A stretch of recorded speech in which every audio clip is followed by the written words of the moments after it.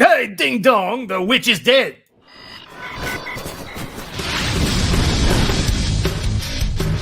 Welcome to the Bleeding Burgundy podcast, a Washington football podcast by fans for fans. With your hosts, Jesse Martin. You want to play what? Okay. Say hello to my little friend. John Taylor. Quiet, numbskulls, I'm broadcasting. And Keith Gray. The King, your Majesty.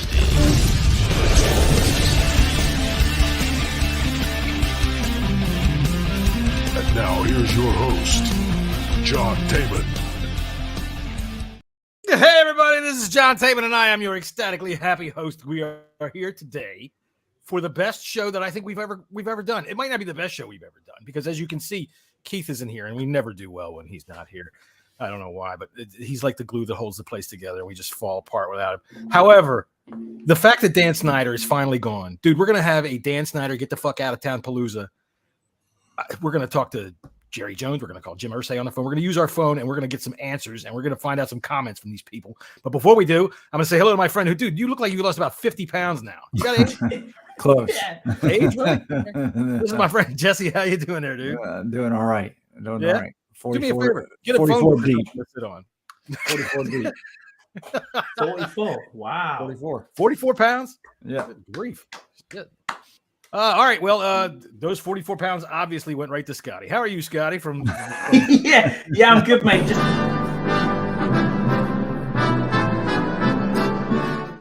I'm sorry. I got to play that. So how are you doing, sir? I'm good, mate. I'm good. Yeah, Jesse's lost a few pounds, and obviously, I've had a few pies. So, yeah, happy days. Well, see, now when you say pies, to me, when I say pies, I mean apple pie or cherry pie. Oh, no. You mean pie with like pork chops in it and shit like that. Meat pies, yeah, man, yeah.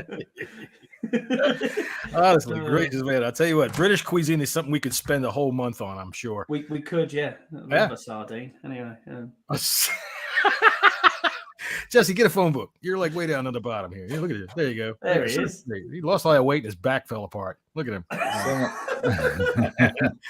All right, so obviously everybody is in a very good mood today because Dan Snyder has indeed sold the team. And wait a minute. Yam starts checking in from Japan. Meat pies are legit, and I'll have to listen to him and take his word for it because, dude, if you open up a pie in Japan, the chances are there's actual fish swimming in it, still alive, swimming around in that thing.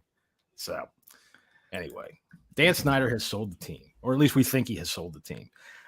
There is so much swirling around as usual with Dan Snyder. It's like a toilet bowl after a freaking night at Taco Bell. Everything is swirling around. It's everywhere. You can't make heads or tails out of it. So, if either one of y'all have actual fucking knowledge of what's actually going on as we speak now, please. Look. Until the ink is dry on the paper, we can't really be sure, but I think this is pretty much coming to a head. You got this other report from Darren Haynes coming out that the ex-basketball player, the $7 billion, nobody in their right mind are going to, vote this dude in. He's defaulted on so many loans. I mean, I think he owes Western Union like 100. How do you owe Western Union anything? I don't know. Sending money? I thought that was just used by scammers. But the fact of the matter is he's defaulted on every single loan. I think he's even Brian Davis. Yeah, it's BS. So and suddenly he found $1 billion like yesterday. Oh, I found it in my account. Let me up my bed here. Look, this is the day that us Washington Redskins / football team / Commander fans have been waiting for a very, very long time. Yes. Sir. And look, man, it's going to be over. We know these things take time, but Josh Harris and his group, I'm excited for it looks like Magic Johnson is going to be kind of the face that everybody knows that it's going to be out there. As long as he doesn't open his mouth, he's fine. Yeah. But, I think this is going to be good. We know that his hands are not going to be in meddling. He's proven that. He's got a proven track record. He does. With ownership, and that's a plus. Steve Apostolopoulos, or however you say his name. Listen, everybody's like, as long as it's not Dan Snyder. True. Okay. You can't get worse than Dan Snyder. But I think the route that we're headed down right now, I think is probably the best for the team. Just because he lets his football people, or he lets his professional people do the job, and he signs the checks and stays out of it.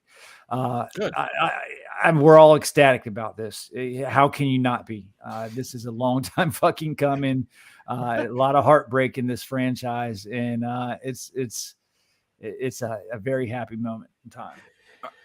Well, go ahead, That's Scott. That's it, Jesse. It's the dawn of a new era, isn't it, really? Even for us Commanders fans worldwide. And I mean that. I've seen people rejoicing from Australia, from Mexico, from all over Europe as well. And shout out to Rio as well. I'm sure he has had some fantastic rants, which I've watched on his YouTube channel over the last couple of days. Looking at it, really, it's as soon as it came out from, Ian Rappaport, from the John Kimes of the world, when they're tweeting it out saying that basically this is done, I fully believe that this is done. I think the touchdown's been scored. We're now just waiting for the point after. That's what we need to get to have the I's and T's. Let's hope Chris Blewett is nowhere in sight. Let's hope so, yeah. Or even Joey Sly, maybe. But, we can argue that. We can argue that point. But no, in all seriousness, there's still some smoke screen going on with the Davis bullshit that's coming out. But at the same time, if Gasparino's tweeting out there saying, I'm tired of this dude, man. God, Dan took it from 800 million to 6 billion and suck on that and all this. His tweets have been clearly for Dan Snyder. He's been in Dan Snyder's pocket. They're buddies. They're buddies. Dan Snyder got on a boat that was heading directly to the biggest gold strike in the last 50 years. And he just, he got $6 billion out of it. But look, it wasn't anything that he did. The NFL itself became the most unbelievable powerhouse over the last, I'd say, 25 years. It's crazy. It's the rising tide floats all boats, and his went up just right along with it. Listen, just imagine what this franchise would be worth if we actually won a Super Bowl in the past 20-some years. I mean, look, this is going to be sold for more money than any other sports franchise in the history. And listen, Dan Snyder's running to the ground. He could probably have 10, 11, 12 billion dollars if he would have done the right thing, or do the right things. But he's smashed this once beloved, fantastic franchise into the ground and just took his shoe like he was scraping shit off of it, basically. It's an expansion team now. I hate to say that, because I argued with Keith about that when he said that's what it felt like, but now it really does, especially if they're, all of these are rumors, and a lot of people they just make up stuff to talk about, which is fine. Yeah. That's what the offseason's about. But changing the colors, get the fuck out of here. That would be like that would break my heart. And nobody else has these colors, right? Yeah. The closest we have is the Chiefs, and they look like a fucking condiment set. And do you know what, John? I think for me that having the sale of the team could actually bring back a bit more history and bring us back more towards what we've done in the past. As long as the football team is run correctly, properly, there's no off-field drama, as Jesse said. Just sit in the background and sign your checks. I've got a bit of knowledge about Harris from obviously Crystal Palace FC over here. I've got a few Crystal Palace fans, and he's meddled a little bit, but in that, been sacking managers and stuff. But you have to do that when you're in the Premier League, and that's his job as a part owner. But again, he is only a part owner, and he stayed away from it. He's not the limelight guy. He's always in the background. He's never really there to be the person in front of the camera. And I don't think he'll do that because he's the local connection, which you guys will know. And you guys will know a lot more than I will, because quite honestly, how the DMV's feeling right now, I'm sure it's on cloud 9. For me over here, I'm on cloud 9, but I'm walking around in my own little bubble in England, and there's only a few of us here. What it's like where you guys are, it must feel fantastic now. It must feel like the absolute dawn of a new day, Well, sort of. I will tell you this. Today I drove about 65 miles one way to get up to Bowie. All right. So y'all that live in the DMV, you know where I'm talking about, Bowie. And people here are just as much a bunch of shitty drivers as they ever fucking were. And the first thing I couldn't wait to do once I got out there on the road with all of them was get the fuck home. So I don't care how all those people feel. I want them to do is I want them to stop focusing on the goddamn Commanders and start reading their fucking driver's handbooks. There you go. Now, when I have conversations with fans, from my area, it's a joyous conversation, kind of. There's there's You guys actual are patting hope. each other's nuts, right? There's actual hope, and beforehand, you don't, when you had, what's Ron Rivera going to do? I don't know. It doesn't matter until he gets a quarterback. Now, the question of quarterback is off the mantle right now. It's the question of, hey, this is what's going to, it's uplifting, and we haven't really had uplifting conversations about this team in a long way.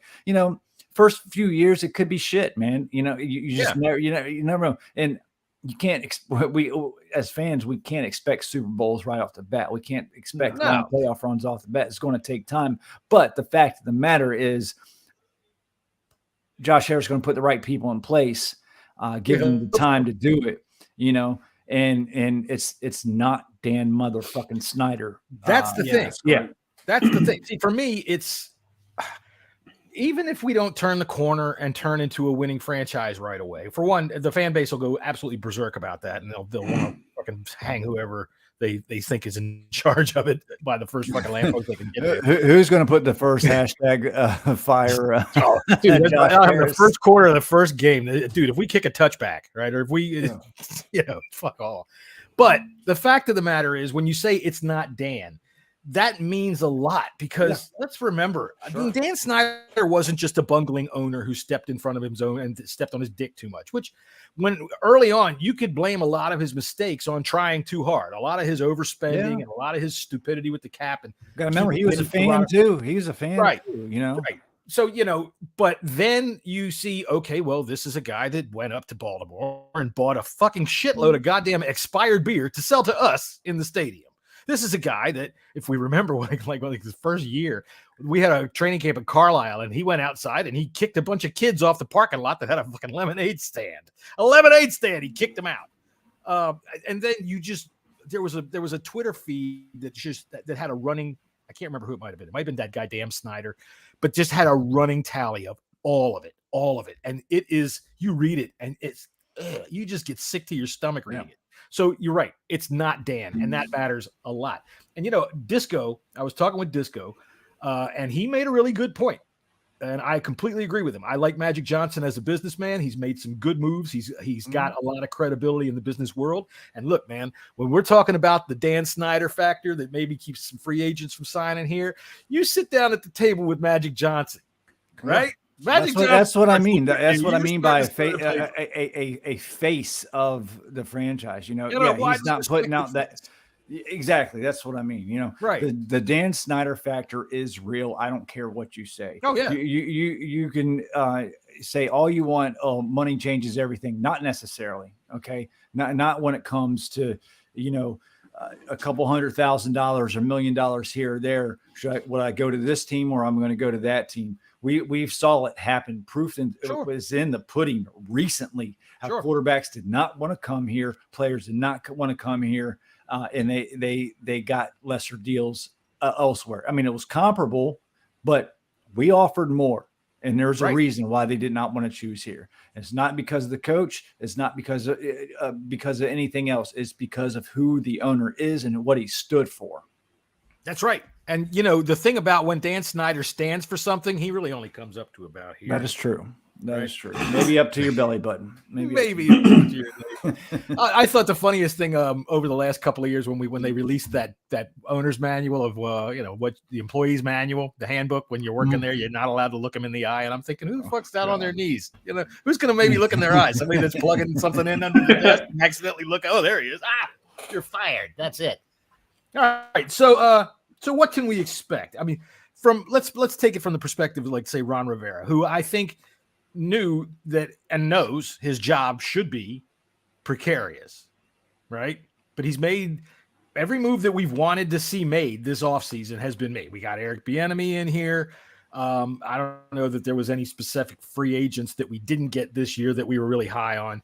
Oh, but, I mean, the fans would tell you they wanted every high-priced free agent there was. Everybody that gets, everybody. But this isn't the world that we're living in. It's not land. But look, we had a good off season. I liked what we've done in the off season, man. I really, really do, and it sets us up for the draft.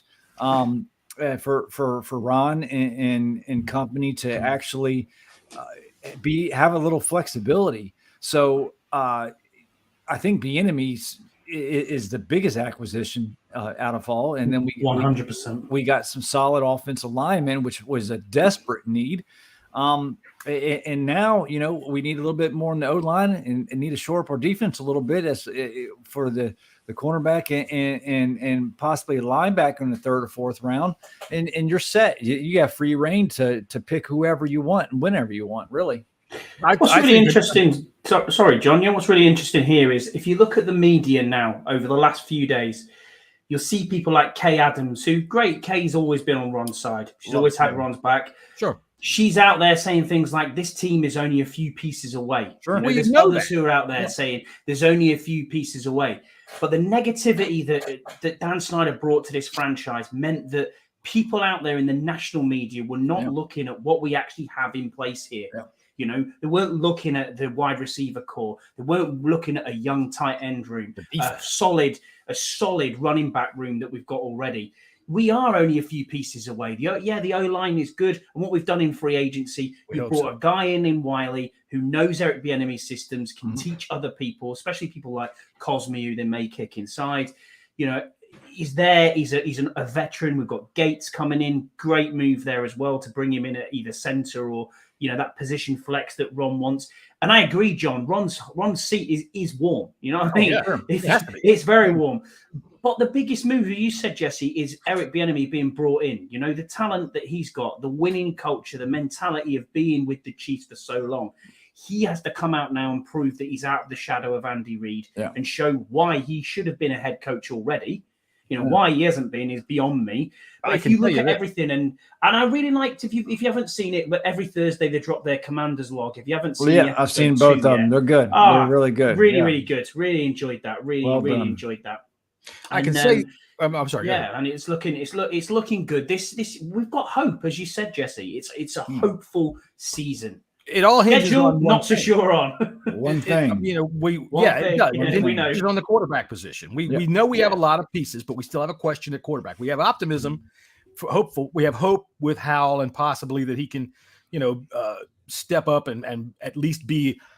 Because we don't need great right now. Competent. We need competent. We need 24 to 27 points a game, and we're winning a lot of football games. Yeah. And it doesn't sound like a lot, but when you look at last year and you look at the teams and the average score per game, the top 12 teams started at 26 points. Yeah. Okay. And then the gulf after that dropped considerably, and we were at 19. So we were way down on the list. One more touchdown a game out of this team, which means one more drive that isn't a fucking 12-play, 13-minute, went 35 yards Taylor Heineke drive, right? Yeah. One drive that's not a, oh, shit, we had a fucking penalty, went backwards drive. One drive that's not a, what the fuck is Scott Turner doing that for? And this is where Eric Bieniemy is going to be so important, and of course it goes hand in hand. Putting drives together, solid drives. We know what this defense can do. Okay. Yeah. Even without one of the best players on the field all year last year, in Chase Young, this defense was a top 3 defense in the league. Yeah. It's not about the defense. We know this. This is about sustaining drives and putting our quarterback in a position to score some points. And we're not asking for 30 points a game. We're really not, nice. Because we can win games with 26, 25, 26 points a game because of the defense. Right. Going back to this offseason and Eric Bieniemy, this is not just a hiring him. To me, is not just a good move for the organization. It could be a good move for the future of this organization. Saying not just for this year. Yeah. Potentially. Ron Rivera, if he's on his way out, I mean, you're having Eric Bieniemy's front and center, man. The word is out. You would think Eric Bieniemy is a lot of people think he should be a head coach. Well, this is his time to shine, to show us. And if Ron Rivera say he wants to retire, say our defense doesn't have as good as years expected, we finished 9-8, but our offense takes that turn and gets better. Who's that going to be on? Is that going to be on Ron Rivera, or is that going to be on Eric Bieniemy? It's going to be on EB. So I think this year is really going to show, because to be honest with you, I don't want B&B be one and done. I really don't. I don't want to win just 11 games and him go off. If anywhere, if this offense goes off, I want him to be our head coach of the future. Ron moved to I still want Ron here. I listen, you guys know my feelings of Ron. I like Ron. I do. I really do. I think he's a great coach. You always like them when they're swarthy. Yeah. But the fact of the matter is, let's try not to. Listen, Eric Bieniemy could very well be the future of this team. I agree with you, Jesse. I mean, looking at it, it's a funny one, isn't it? Because Ron, obviously, it's a great hire for the future and for right now, for both positions and both things we said. There's 3 things that we needed to happen this year. Bring in some offensive linemen, re-signed Ron Payne. Great, done that. And then bring in someone like Eric Bieniemy. It's a statement move. That's what it is from this franchise. It's actually a statement move to say, hey, this guy. A little bit of a gamble. I will say it's a little bit of a gamble, but it could be the move that gets this team over the hump. But I just don't want it for 1 year. I was against it at the start, and for the reasons why we had mentioned a million times. Why do all these teams not want anything to do with him? So that's why I say it's a little bit of a gamble. We're going to find out, right? We're going to find out. And, all right, here comes John the Cynic, okay? John the Cynic, who is a cynic because John keeps seeing why the world does what it does. There's this nagging voice behind me because we had a lot of dog and pony interviews, right, leading up to Eric Bieniemy, and then it was quiet. We never had a second call back to any of those guys. We talked to like 7 or 8 guys, top guys, right? Never any calls back, never any media questioning or anything about what about these guys. It was always this, we're going to wait, and we've got bated breath for when the Chiefs are finished with the Super Bowl. We're going to talk to Eric Bieniemy. And it almost feels like the NFL is looking at this franchise as the shit fucking town that it is, looking at how bad off it is, knowing it needs shot in the arm after shot in the arm after shot in the arm. And they said, look, you can't get a job as a head coach, so why don't we just make sure you go over here? And that way, you turn this franchise around, you're set forever, right? I mean, I wouldn't mind if that's what the NFL was doing, but I also wouldn't be shocked if they pulled a few strings and said, "You guys go ahead and hire this dude." They pulled the strings for Jason Wright. Really? That's front office. That's a different thing. No, you're right, but it doesn't shock me. I mean, I'm not saying it did happen. I'm just regardless if it works out, I don't fucking care how we got here. You know what I mean? Exactly. I mean, you could be right, but I know the relationship that Ron Rivera and Andy Reid has. And Ron Rivera, he wanted to wait and give Bieniemy a shot, and I think things were worked out before this fucking Super Bowl. To be honest with you, I think things were worked out well, like in the middle of the playoffs. He didn't talk to anybody else, did he? No, I didn't think so.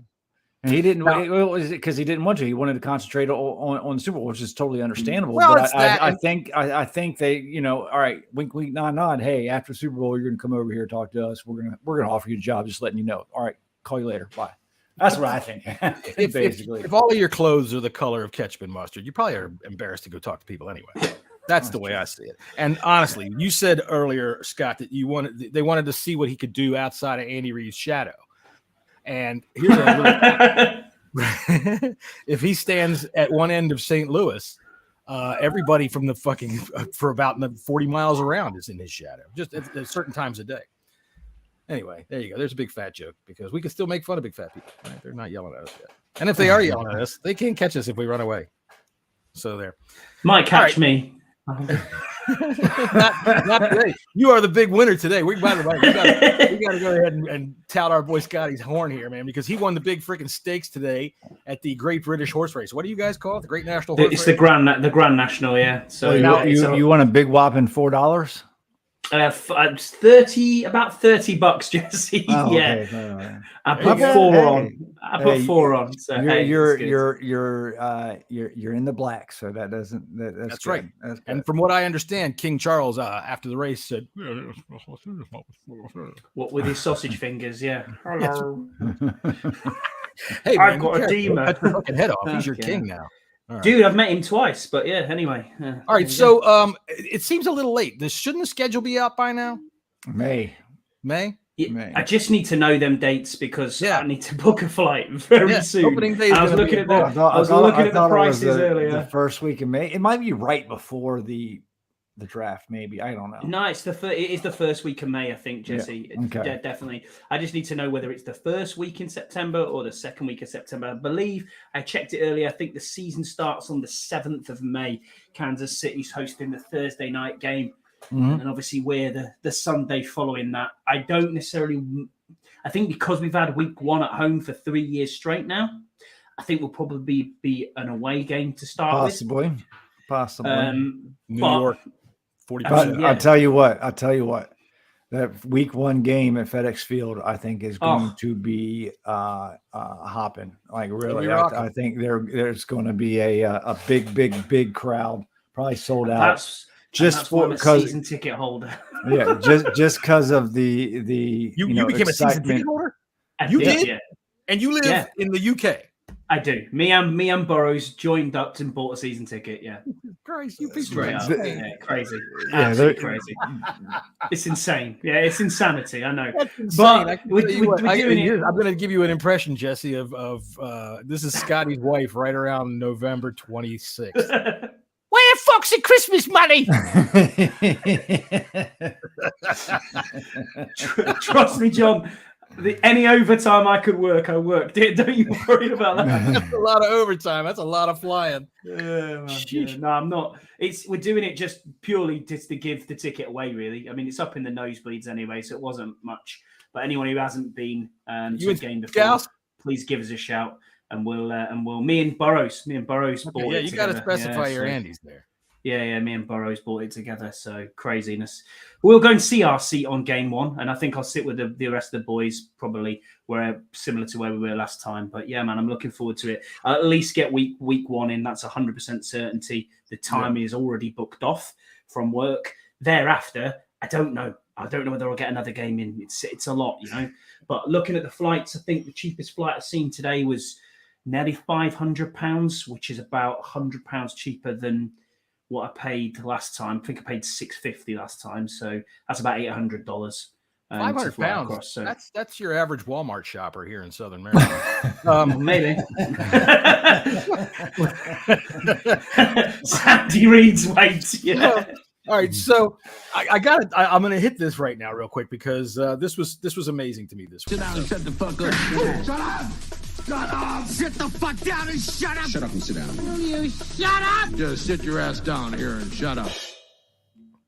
All right, I actually found Dan Snyder apologists, and it's mind-boggling to me. I made a post yesterday that said the thing that I don't understand is Dan Snyder apologists, and I had several people say they don't exist. What the hell are you talking about? I can't remember the name of this guy. Morning DMV Sports or something. I'm sure you've seen him. Yeah, I think I've seen him. Yeah. This dude, and I'm sure he's a very nice person. So, this is not anything personal. But man, he said something about how, we can't just blame everything on Dan, which, okay, fine. You want to say that 99% of it's Dan's fault and this 1% of it over here is not? Okay. But when you say to me that not all the fans, they didn't just leave because of Dan, I'm like, yeah, they did. Well, tell me one other reason why they didn't leave.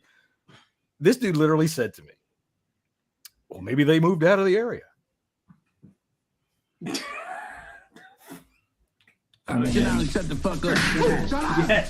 Shut up! Sit the fuck down and shut up! Shut up and sit down. Will you shut up? Just sit your ass down here and shut up. Maybe they all moved away. I have friends, I have followers, I have people I talk to all the time that don't live in the DC area no more. True, it is a commuter city. Okay, people come and go. Mm-hmm. That doesn't mean your fandom goes away. No, my God. I mean, DC wasn't any different back in the day. It's always been a transient city. Yeah. But the fact of the matter is now, I mean, shit, we have fucking season ticket holders over in Barrow and Furnace, UK. Yep. There you go. There you go. Right. So, yeah, and with the Sunday ticket and all of that, there's no reason. Somebody said to me once a while ago, what if Dan moves the team? What are you going to do then? Well, if Dan moved the team, I'd really be pissed. If this new guy moves the team, I'm not going to like it. But at the same time, it's not any different. I might not go to the one game a year that I go to, but I'm watching it on television anyway. So, who cares? Yeah. And all this talk about a new rebrand. I mean, everybody that listens to this podcast know I hated the name Commanders. Yeah, I still do. But guess what? Guess what? It's what it is. It is, right. And I'm perfectly fine with it. I do not ever want to have to go through that again, ever. Because believe me, when people say, be careful for what you wish for when it comes to an owner. When it comes to the name, be careful for what you wish for. We don't like Commanders. What if they go with the sparkle salami or something like that? The stinky puppy or red ridiculous shit. The rainbow kids. We're in that era now where everything's got to be nice and generic. So we can't offend anybody. Be the purples. The purples. Jesus Christ! What would you do if they changed it? What would you do if they changed it to the B and G and just said we're going to be called the Burgundy and Gold? Honestly, that was my first idea when they first started bandying it about. That's what I wanted. Just call us the Burgundy and Gold, because you can't offend anybody with that. There's no way that anybody can make up a way to be offended by that. And when I say make up, I'm not talking about the Native Americans or anything. I don't know. When in the summertime, I get a good golden tan, and I could be offended. You get a golden tan? Yeah. I'll tell you what, that's kind of surprising. Yeah. Well, I tell you what, I recently bought a beard balm. And now I smell like oatmeal cookies when I'm out in the sun. Delicious. I just look permanently like pale, because that's what it's like over here, You're English, right? You guys are. You have a reddish hue to you. Right. Yeah. I can tell you've been out in the sun for a minute today. Scott looked out the window. What happens to ginger people, mate? It happens like that. No, look, John's definitely a ginger. Autumn sunset, anyway. I call it autumn sunset. Yeah, it's the nice one. Yeah. All right. Well, the fucking Orioles just lost, and I'm sorry to Major League Baseball for giving that away. And what am I doing? Recreating the ball game here on the podcast? But the fucking Orioles just lost. Yeah. Well, the fact of the matter is, no one was going to like. Not everybody was going to like the name. No matter what they chose, and not saying that everybody hates Commanders. Just imagine being a Browns fan. I mean, just think about that for a second. Yeah, I saw the other day that the whoever it is that owns the naming rights to their stadium said the Browns released a statement that says we have mutually agreed to part, which means the other guy said, "Look, we don't want to be fucking part of the Browns name anymore." Good God. So this whole rebrand thing's bullshit now, though, because I listened to Kime and he was saying it's 5 years you've got to stay. Mm-hmm. So yeah. You can't do anything for 5 years anyway. So if you're 5 years down the track, will have been the Commanders for 6 and a bit years. It's I remember maybe 15 years ago or so, the 49ers used a throwback uniform for a week that had a little black highlight around the number, right? And they liked it, so they wanted to use it the next year. In the NFL, they had to go through all kinds of hoops just to be able to allow the NFL to say, okay, you can change your uniform now, because their standards. They've got a lot of merchandise they got to sell. They got all kinds of everything to put in. And I agree with you, Jesse. It's what's done is done. What's done is done. Right. I'd like to see a stripe on the pants. Sure. That's what I'd like to see. That would help me out a lot. I like stripy pants. In 5 years, they can put the stripe on the pants. There you go. There you go. I think they can do that now. But see, this is the very essence of a Dan Snyder get the fuck out of town TOWN-A-PALOOZA podcast here. We're going to talk about the fashion of the team and whether or not we think a stripe on the pants would make them look a little more sleek or not. Yeah. Yam says, look, Yam, it's all about winning, and who fucking cares what the name is. That's right. Dude, a team called the Packers. Yeah. All right. The Packers. All right. Yeah. Talking about stupid names. 49ers. I mean, come on. Right. So, but the 49ers are at least named after the people that went over to San Francisco. The Chargers. The Titans. Look, the freaking Oilers. I mean, come on. The 49ers were a bunch of thieves. The Sutter's Mill, where they discovered gold, right? Where Sutter discovered gold on his own property. He eventually ended up getting shoved off his own property by all these bastards that went over there, and they took it all from him. So fuck the 49ers. The thing about the thing that always kills me is when they're going to talk about the Redskins' name having been offensive, but they don't even listen to the Buffalo Bills and say, hey, who was Buffalo Bill and what the fuck was he famous for? Yeah. Oh, he destroyed the buffalo, which is what every historian says basically destroyed the native way of life. Yeah. Yeah. Okay. Anyway, so we're not going to go down that road. What shall we talk about now that Dan is gone? Are we going to miss Tanya at all? Yes. Are you? Wow. Yeah, because she's fit. Not like there's not a fit girl around every corner. But You got to look behind the 500-pound women at Walmart to see. I'm sure old Jerry's going to miss Tanya. I think he is. Yeah, I think he is. Yeah, a lot. Well, let's find out. Let's see here. Let's give him a holler there and see what we got.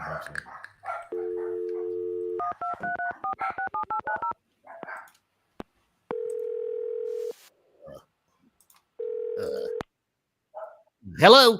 Oh, Jerry Jones. Well, God damn. I'll tell you something right there, boys. Answering the phone these days is a technical problem. I dang near almost got my avatar wrong. For anybody paying attention at home, please don't pay attention. You should start wearing your glasses a little bit more, old Jerry. I'll tell you something. I do wear my glasses, but they put another 30 years on me, and I look like I'm 184. So okay. I try not to do that, because even though I am 70-something years old, and really, I feel very spry for my age. And given the various medications that I'm allowed to use these days, I like to look a little younger for the ladies, especially how's your hips?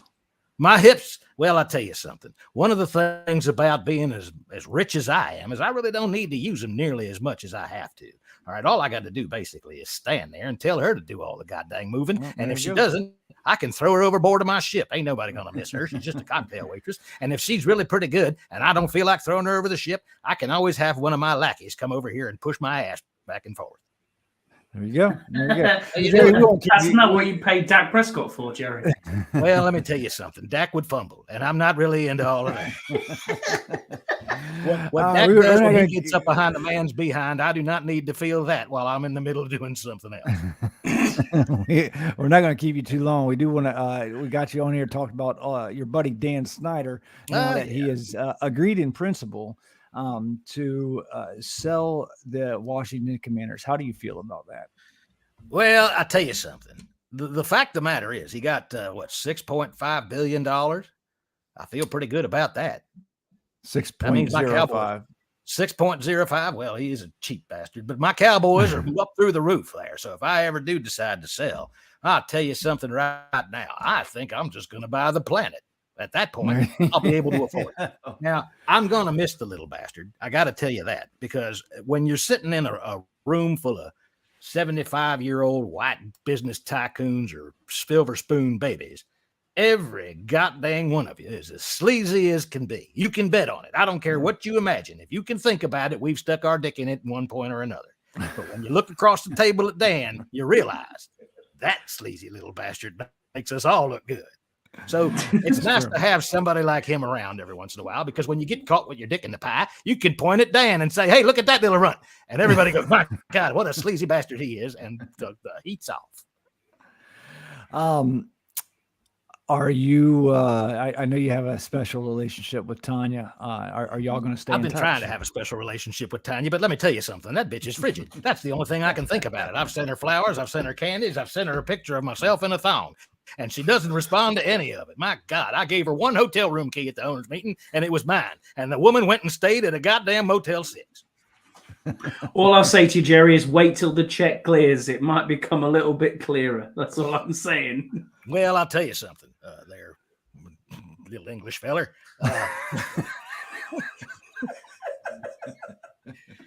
If the check don't clear, my ship is bigger than Dan's, and we are set to ramming speed. I'll tell you something. While he's going across the Atlantic to try to get to Monaco or wherever it is he's going, he might just find himself down in Davy Jones' locker. Well, Jerry, we appreciate your time, and we will give you a call back maybe during the middle of training camp and see how the Cowboys are doing. Well, I think that would be fine. And if you put in the promo code Fuck Off Dan, you can get yourself 10% off any Dak Prescott jerseys coming up this year. And I can tell you this as well. Having Magic Johnson, perhaps being one of the owners of the NFL football franchises, it's just as good as having Dan in regards to sexual improprieties, shall we say. Anything that I get caught doing in a goddamn men's room toilet in some truck stop anywhere, I can always say, oh, yeah, well, he's got AIDS, and that's that. And everybody's going to look the other way. So Wow. Jesus, welcome Jerry. aboard, Magic Johnson, and welcome Jesus. aboard to the other fella. I don't even know his name, and frankly, I don't even care. As long as he brings Magic Johnson over and lets him sign my goddamn nephew's football, that'd be fine with me. Fair enough. Fair enough. All right, Jerry. Appreciate your time. All right, let me tell you something. If you do see Tanya, let her know that my offer of a three-way between her and Zeke and me is all still on the table, even though I cut him. All right? Jesus Christ, Jerry. Jerry. Bye. Bye. Fucking Oh, wait, Jerry I gotta- Jones never disappoints. Let me see there. Oh, there he goes. He hung up. All right. Jerry Jones, everybody. Jerry Jones. And that's the real Jerry Jerry Jones. Jones. That's the real That is the one. real Jerry Jones. Well, now I'll tell you what. My fucking dog needs to be let in the door, so I'll be right back. All right. All right. All right. Listen. On the fact of the matter is we are getting a fucking new owner, and it's probably it's the best feeling that we've had since we've won the Super Bowls. And to most of the listeners out there, you didn't go through that. And it's sad. It really is. It's sad for a team that you love, that you sweat and bleed the burgundy and gold. You sit every Sunday, you spend money, you drive hundreds of miles, sometimes even fly thousands of miles away You to go fly to over the game. ocean. Yeah. And never really seen a winning season other than, three in One. we had 3 winning seasons Yeah, since 3. Dan Snyder has bought the team. 1 playoff win. It's sad. It's sad to see what the team has gotten to this point. From being dominant. I mean, we were dominant in the 80s and the 90s. I mean, 80s, early early 90s. Well, you know what I mean. In But all honesty, if you look at the history of the football team, sorry, Jazzy, I'm sorry. No, I'll you're good. finish your point. If you look at the history of the football team, the 80s glory years and the 70s with George Allen were really just a blip of excitement in an otherwise shitty fucking history. Yeah. That's just the way it's been. But really, when you look at a lot of teams, that's the way it is for them too, right? I mean, you can still be proud that there's still teams out there that's never been to a Super Bowl, that's never won a Super Bowl, right? And you at least want to be able to stand up, hold your head up, and say, "Well, our owner never raped any cheerleaders." That's true. That's true. We can't. I don't know if he raped any cheerleaders. I mean, this is right up there as probably one of the best moments of my entire fandom. Do you know what I mean? That's how bad it is. And it is like that for a lot of y'all, I got to tell you, you picked this team. And it's almost like walking out into a cow field and going, "Where's a big hunk of shit that I can step in?" Do you know what, John? You're absolutely right. My wife says to me, "You support 3 teams," and I'm like, "Yeah." She's like, "You're absolutely fanatical about Washington. The same with Carlisle and the same with Newcastle Falcons, and all of them are fucking terrible." Apart from that, it's all good. You know what I mean? I love it. You got to get rid of Scotty, is what we got to do. Just terrible, man. All 3 of them, but hey, it's good. Of course, he wins $30 on the horse race. That's it. There you go. So, only cost me 26, but hey, it's all right. What could this ownership do that's worse? Have RG3 as an owner. That is, other than that, I just don't think you can get worse. No, you can't. Investment from Donald Trump. I don't know. Maybe who knows? Well, yeah, we don't want him around. But when you look at what's now going on with Bill Bidwell, right down in Arizona, where relocate, that's a good one. Yeah, but relocate would be terrible. But when you look at what Bill Bidwell's in trouble for, which he's cheating. Okay, his general manager got suspended for egregious drunk driving. He blew like a fucking he blew a ridiculous level, and he was so drunk. And so they suspended him for 5 weeks, and Bill Bidwell bought burner phones to give to his coach and to him so that they could talk. I think it was Steve Wilkes, and Wilkes wouldn't do it. Right? He was like, "This is bullshit." But so that's controversial. That's a thing that's going on in the league where they're looking at an owner and going, "Look at how bad he is." But dude, that is like peanuts compared to Dan Snyder. That's peanuts. So, and I've got to say, Keith made a really good point on Twitter, John. The whole don't say nothing about Bijan Robinson, please. No. He'll be here in a minute if you do. The whole sell the team movement needs a bit of credit here as well. You know what I mean? To try and push it, they've pushed it forward.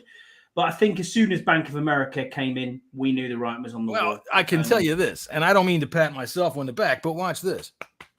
What did I tell you? They're not going to do anything to him for sexual impropriety because they are all guilty of that, whether they want to fucking say so or not. But the second it came out that they were monkeying with the money, he was monkeying with their money. That's when I told you the curtains are going to come down now, because they'll put up with a lot of shit so that they can keep the spotlight off of them. But when you start to fuck with their money, the knives come out. Did we ever think this day was going to come? I mean, No. just think about this time, say 2 years ago. No. But before these investigations came out, there was no, a chance I didn't think so. Dan Snyder would ever sell. 2 years ago, before The family thing. Yeah, before the investigations came out, we had a meddlesome owner, right? We had a guy that was just a dumbass that was meddling and getting in the way of his coaches and doing bad things as a bad owner. When the investigations came out, well, then we find out that he's a real fucking sleazy guy, and that takes it to a whole different level, right? As a fan, you can't expect success all the time. That's just not reasonable, right? And owners are people too, especially if we're going to take Dan at face value from back then. I'm a fan. I'm going to do everything I can, which he did. He made a lot of mistakes, spending a lot of money to try to win. He just did it stupidly. But like I said, then when you see everything else that comes out, then it gets you down on a level that's a bit different, right? Because now you're willingly supporting this fucking guy. And that makes people start to reconsider. Yeah. Yeah. You're right. I didn't see this happening, Jesse, at all. This was I think from the moment he says, I'm never changing the name. I'm never going to sell the team. And we've had both. You know what I mean? It's been, these last couple of years have been a real eye opener, and in the right way. And to be honest with you, even if this does fumble and we don't get it across the line, there is absolutely no way that Dan Snyder is still owning this team, irrespective. No. They all get voted out if they have to do that. I think the time has come now, and that is it. It's done. Yeah. One thing that I hope the new ownership doesn't do is blow everything up right away. No.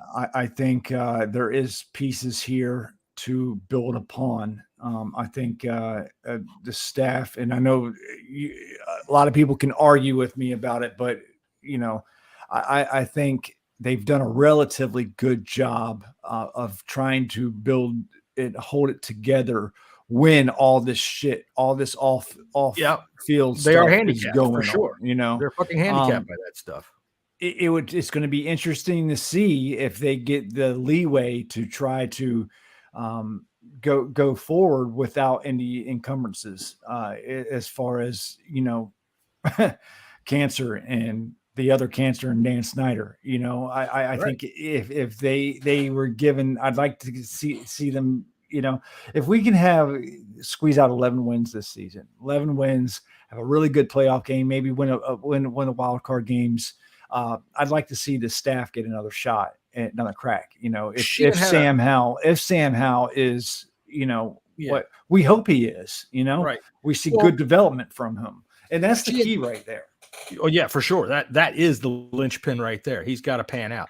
But Sheehan had an interesting poll the other day that I can't remember what the fuck it was now because I've been waiting to say it for more than 2 minutes. So Scott, how's things in your house? Yeah, what I was going to say, was one other thing that we haven't talked about here is just think of the pressure that's been on the players. I mean, Ron can do his best to take this out and say, oh, do you know what? It doesn't affect the players. The off-field stuff doesn't affect the players. Just think of the relief now, John, that's going to be on this squad of players where they're going into an off-season knowing the ownership's changed. None of this off-the-field shit's there anymore.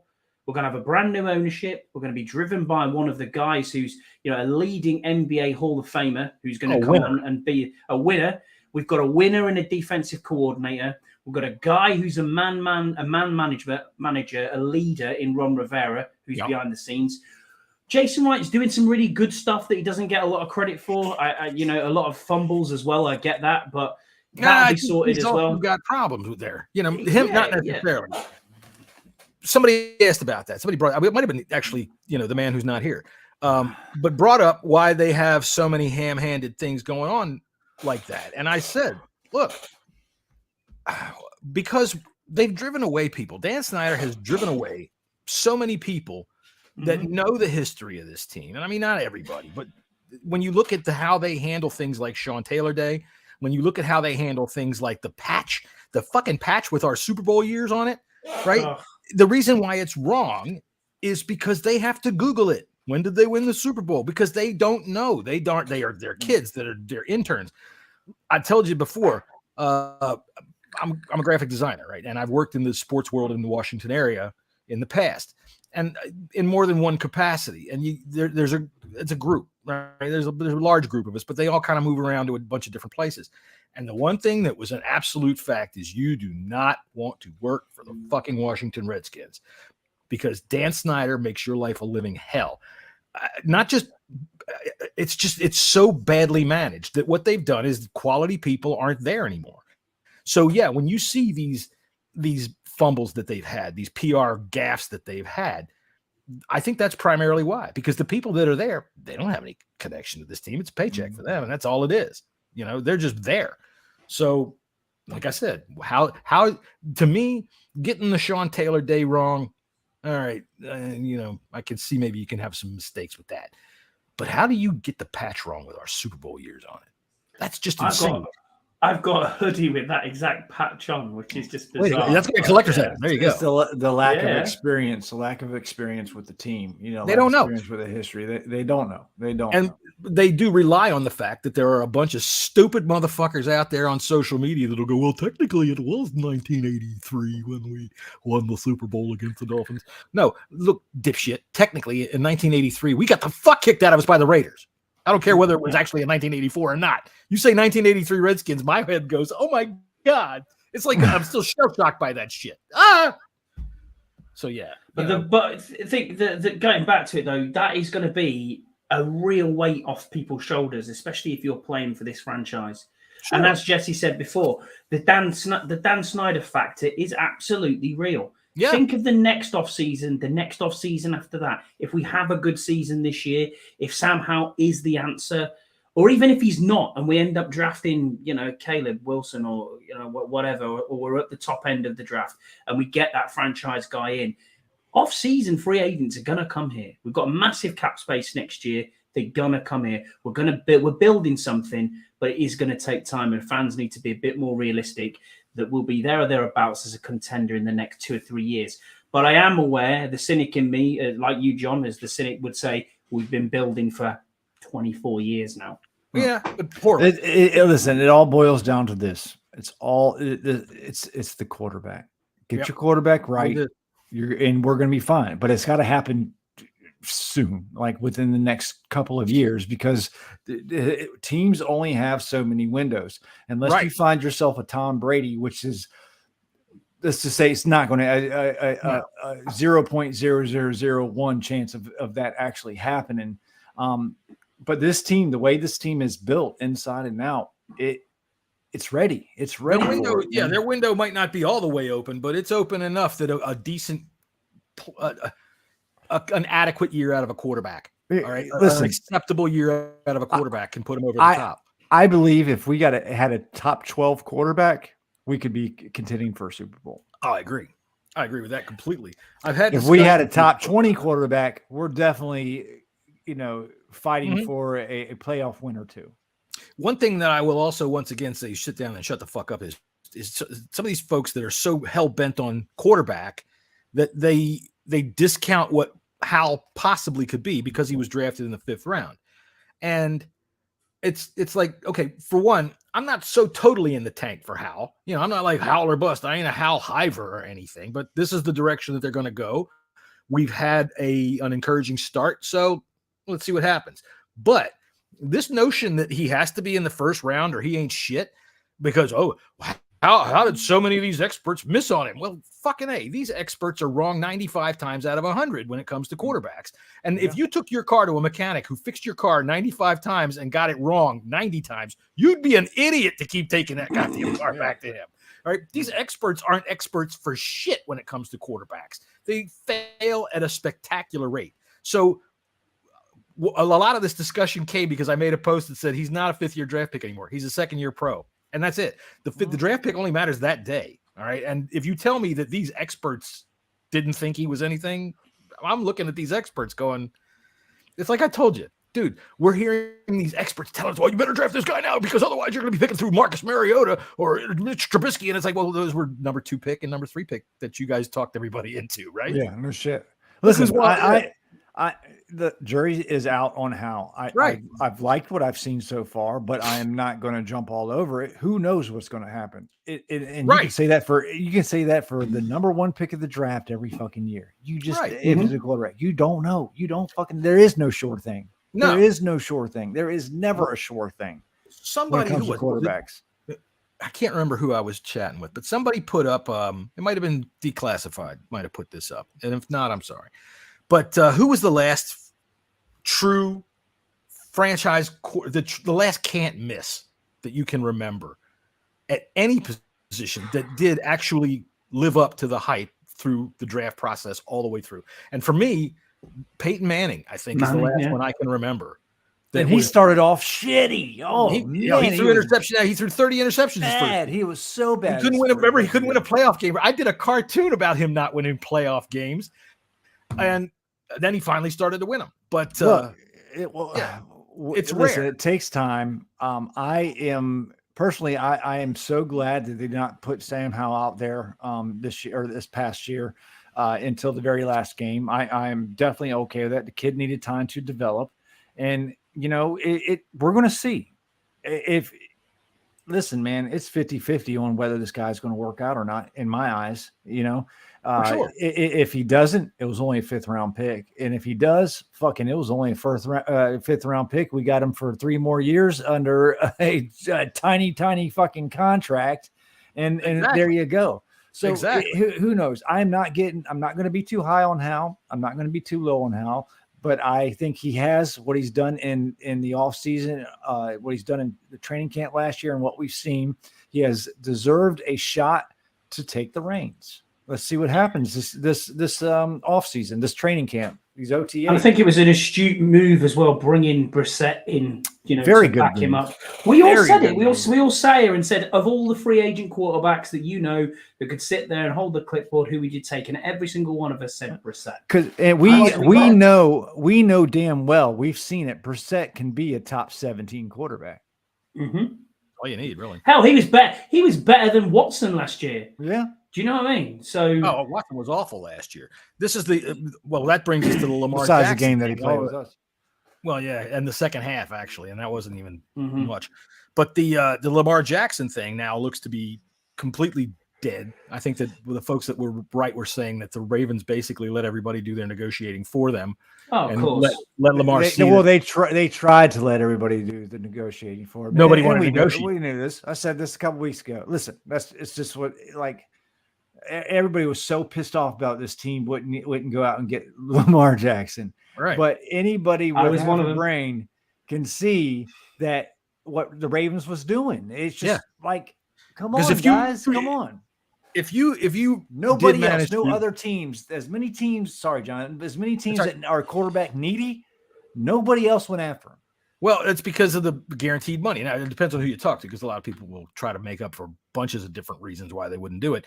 But the fact is, if you manage to negotiate a reasonable contract with him, then the Ravens had first right of refusal and would have just swooped in and doubled it or matched it and said that, okay, you're staying here. The NFL was like, the other teams, we're not going to do your job for you. Right. I mean, do you blame him at all? No. Well, the reason I brought it up was when he's talking about that kind of guaranteed money. All right. I went and looked at Deshaun Watson's dead cap hits if something happens to him and the Browns don't get his service. He's like $173 million cap hit if he's gone. Look, dude, you can't even field a team. You can't even field a team. You can't even pay league minimum and get 53 guys out there. That's the whole thing with Lamar. The past 2 years, he's gotten injured. He hasn't finished the season. Yep. I mean, that's what I say about that. Injuries are. So listen, the style of quarterback play that he does, he is more likely to get injured than a traditional drop back. Because he runs most of the time. Well, yeah, but I don't necessarily buy into that he's more vulnerable because of that. I think quarterbacks in the pocket are just as vulnerable because they're not looking anywhere near the hits coming. They get plastered, And when you see just how many quarterbacks take a snap during the course of the year, any quarterback, at any time. They're the most vulnerable players on the field at every time, whether they're running or not. As a matter of fact, I think when they're running, they're probably a little safer because he's at least he's focusing on the tacklers. You know what I'm saying? I would have to agree to disagree with you on this one. I just take a look at Kyler Murray. He got injured. Robert Griffin III. He's got injured. Get hurt. They do, but I mean, you got guys like Josh Allen, the Tom Brady's, the Aaron Rodgers. Got hurt in his third year. He got his knee killed. In the pocket. I mean, obviously that happens, but not year after year after year, like some of these other 73 quarterbacks last year, Jesse. 73. There you go. Started again. But there's no player, no quarterback. I don't care who you are. You're not worth $250 million guaranteed. No, sorry, it's ridiculous. Not when there's a salary cap that's as close to that figure. That's the thing. You got to be able to leave some space for the rest of the team. I don't care if you're Joe Montana, you ain't getting that money. You handcuff your team so goddamn much. Montana's got to be top 71. And to be honest with you, listen, I know Lamar won MVP, but Brandon Sheriff got All Pro. Carson Wentz got MVP votes. I think he's a top 10 quarterback, but he ain't a top two. It's water under the bridge. We're in on Hal, at least for the season, and I think that there's a lot of reason for that, and partially it's because that they think that they saw what they like out of him against Dallas. I don't know how he played very well during the preseason. In preseason too, yeah, he played good. Well, I don't understand how it is that fans can only be a few months removed from that game and believe that Dallas was resting players and playing for nothing. It was their first team. If they were they were playing for they were playing for first place in the division and a home playoff. That's not important. I got an obnoxious Cowboy fan at work. I'm actually his boss, and I get on his shit every time. Good. And he was like, "Hey, we weren't even playing, man. They weren't even trying. We had the playoffs next week." I was like, "For one, you're full of shit. If you guys were trying to rest, your first team offense and defense would not have been out there. Your main players wouldn't have put Dak Prescott out there. You guys were trying to win. Y'all just sucked that day. They were awful that day. Home field. I mean, they went right out and lost in the first round of the playoffs again. And you think they wouldn't want to play at home? These people the revisionist history that goes on is just absolutely ridiculous. I think we did take a poll yesterday. I took a poll of who we should talk to. And I put Jerry's name up there. We called Jerry. We talked to Jerry. I put Jim Irsay. We do have his phone number. People want to hear us talk to Jim Irsay. And people, of course, would like to hear us talk to Thom and see what Thom has to say about all of these sorts. Let's give Jim a ring. See if Jim's free. I would bet you he is. Let's see here.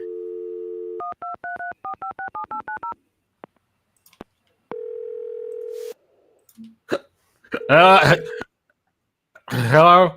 Sorry, I answered the phone before it stopped ringing. Jimbo Dini, how you doing there, bub? I'm doing all right. Look, it says my name is wrong up there. No, that's all right. That's our this is our lowly co-host, John. He's okay. I tell you what, I was trying to find somebody that looked more fucked up than I do on a regular basis. God damn it, if he doesn't. Floppy birds. So what you drinking nowadays, old Jimbo? I'll tell you something. I stopped drinking, but now I'm going to start again because I picked up my bottle. I've been drinking some Chivas Regal. I've been having some tequilas. I have some mezcal over here that's pretty good. I got to tell you something. Have you ever had Mad Dog 2020?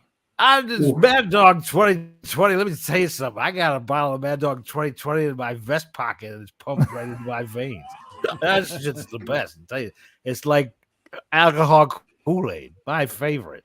Yeah. The banana red is pretty daggone good. Mine's been 15 in a park. Crazy, I tell you, banana red. It's like eating alcoholic now laters. How's them Quaaludes, Jim?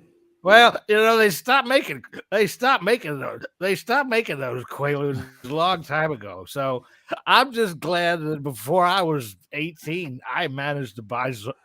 I got a bunch of them, and I keep them in a closet down in the basement. Yeah. I'm sure that's not the only thing that's in your basement, but yeah. Anyway, Well, look, you the got reason that why- right, but whatever it is buried under a bunch of Quaaludes, buddy. Let me tell you. Well, The reason why we called you is obviously because Dan Snyder has agreed in principle to sell the team to Josh Harris. yeah. Now we know your feelings on Mr. Snyder. How do you feel about this sale process finally being almost over? Well, I'm sorry. What was it? What did you say? How Dan do you Snyder, right? feel? You know, Dan Snyder. I'll tell you something. I never did like that little bastard. Never did like that little guy. I tell you, he one time I caught him putting his fucking finger in my drink. I said, "What the hell are you doing over there?" And couldn't figure it out. But I had him thrown out of the freaking bar anyway. It's my bar, and he can't be there. But you know, the one thing I like about Dan Snyder is that because of me, I am allowed to talk at the owners' meetings. You know, they put me out there in front of the mic, and they let me talk to the reporters about Dan Snyder. You know, and the reason why is Dan's in trouble for all kinds of sexual. He's been doing some rotten stuff with the girls and pictures and stuff, right? But me, I've Jesus, I got stuck there for a minute. Sorry, I'm getting a little dizzy. I took so many of those damn Quaaludes that my dick can't point at the floor. It's just as dead as a fish. So there's no way that I could possibly be busted for anything that Dan got busted with, because it would be pointless. What's the point of me having pictures of the cheerleaders? Nothing's gonna happen. Good grief. Are you happy now? Sing the blues? Are you happy now that Dan is going to be not at these owner meetings no more? Well, let me tell you. Let me tell you something here. I'm always happy because fuck it. I've been fucking filthy rich my whole life and high for most of it too. So what else is there to be? Whether Dan's at the meeting or not, it doesn't make any difference to me because I have my chair, and my chair is usually found because it usually has a little vomit on it, and nobody else will sit in it. Right on. Right, yeah. Well, right. Scott, you got anything from Mr. Ursay? No, not at all. Nothing more from me. Just wish the Colts well this year. Not when you're playing. Well, thank you there, King Elizabeth. I must say that was very nice of you to say, Your Majesty. I just tell you what, you know, I think that you people have the coolest hats. You know, I wish I had me one of them hats. I'll get you a monocle next time you're in town. A monocle. You know, I had a monocle once, but I found out you can't. It's no good for anything. I couldn't keep it in my eye because I can't keep my eyes from stopping to move around. And you know, it's too small to use as a coaster, so I didn't really have any use for it. I threw it at my dog. So anyway, I'm glad you guys called. I think it's Saturday. Saturday is usually the day. Yeah, is it? It's Saturday. Yeah, it's Saturday. Yeah. Saturday is the day that I take phone calls. So it's probably better that you called today. Well, anyway, good. Thanks for calling. Fuck Dan Snyder. That's the best news I can say. I win. Jim Irsay wins. I told you he's a scumbag, and I beat his ass. That's right. We appreciate your time, Jim, and we'll talk to you during the season. I think that'd be okay by me. Let me tell you. All right, boys. Bye. Jim Irsay for you. Jim mother freaking Irsay. Hey, what, man? Jimmy Irsay is having himself a party. Them Quaaludes hit big, John. Them Quaaludes hit big. I tell you. Been banned since 1987, but they're still here. Yeah, they did stop making those, man. I'll tell you what. I used to watch videos. I saw a video one time of it was the Florida police, some Miami Beach police, just showing videos of people on Quaaludes, right? To me, a Quaalude was like taking a quart of Jack Daniels and drinking it in 30 seconds and then trying to frickin' function.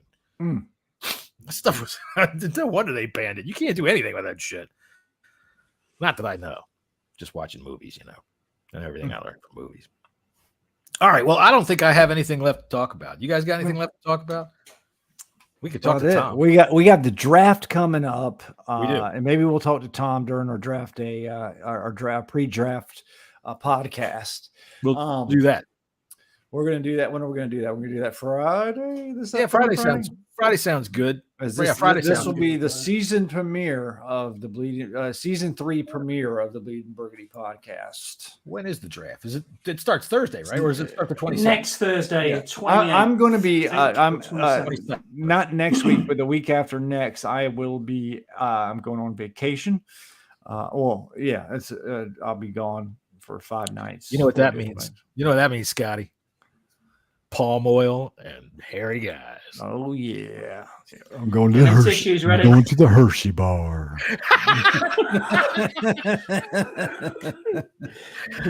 All right. So, you can look for us real quick. We're going to go record our quick 30-second video for Rio, our friend Rio Robinson, who has a podcast, as everybody well knows, and he's a fan ambassador this year. So, salute to you, Rio. And we're going to tell you who we think is going to be our first round pick. We might actually have 3 completely different ideas, but we'll discuss it in a minute. So we'll see y'all on Friday, the 21st. Is that right? Friday, the 21st? Yep. Yeah. Until then, y'all be good. Oh, I guess I got to do this. I forget how to do this shit when we sit down for a couple of weeks. And I know that. So that's Our outro. We'll talk about this during our outro music. RG3 saying that DC was his city.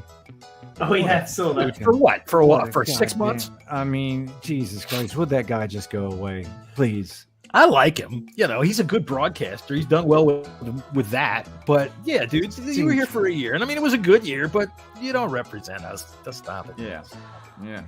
Stop it. You're part of the Snyder era. Get back in the mouse hole. Go away. We don't want to talk to you. That's the end of that. I'd rather listen to Brad Johnson call our games. Brad Johnson come here and tell us how much of a dick Snyder is. That would have been fun. So, all right. So hopefully by the next week, when we're talking about the draft, we will also be talking about the sale being final. But until then, I'm just going to go about my life happy as a clam because it's finally done. That son of a bitch is out of here. And all these people that feel like, it's some kind of smack in my face to tell me, well, he made $6.6 million. I don't give a fuck. I really couldn't care less. It's none of your money either. I don't know why people flex like that. It just doesn't make any sense to me. Look at that guy's wife. So, whatever. So, all right. So there goes the music, and I think I'm about done. Scotty, you got anything left? Nothing from me. Nothing from you. You got $30 to spend, buddy. You got money to burn. There you go. All right. So we'll see y'all next time on the Bleeding Birdie podcast. Cool.